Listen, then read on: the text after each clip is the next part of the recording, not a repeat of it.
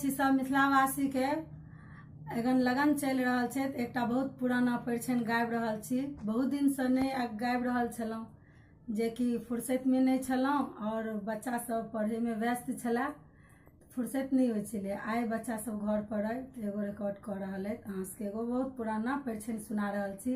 अगर बढ़िया लागत तो लाइक करब, सब्सक्राइब करब, कमेंट करके बता देब बढ़िया लागल कि नहीं। धन्यवाद।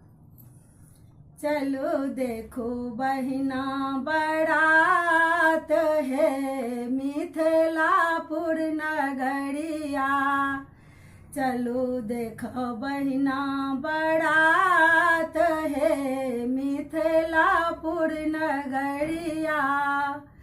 मिथिलापुर नगरिया, मिथिलापुर नगरिया, मिथिलापुर नगरिया, चलो देखो बहिना बारात है मिथिलापुर नगरिया, चलो देखो बहिना बारात है मिथिलापुर नगरी।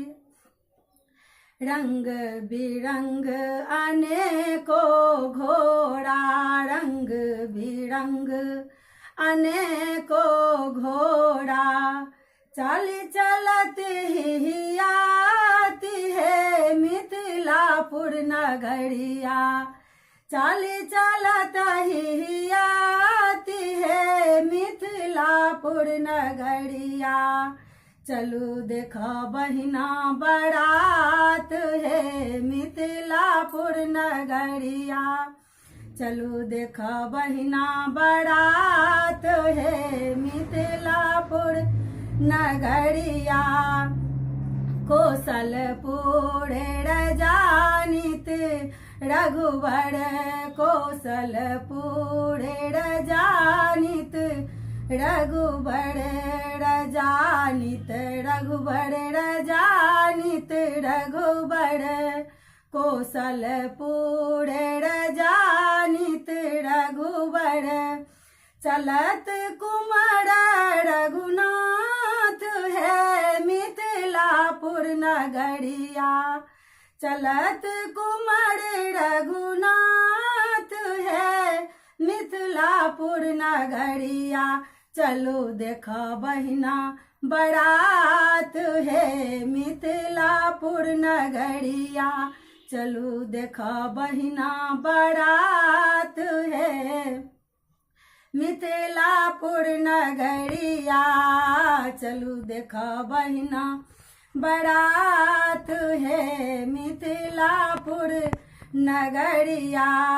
सोना पाल की श्याम विराजत, सोना पाल की श्याम विराजत, श्याम विराजत, श्याम विराजत, सोना पाल की श्याम विराजत, आगू झंडा फहराती है मिथिलापुर नगरिया, आगू झंडा फहराती है मिथिलापुर नगरिया।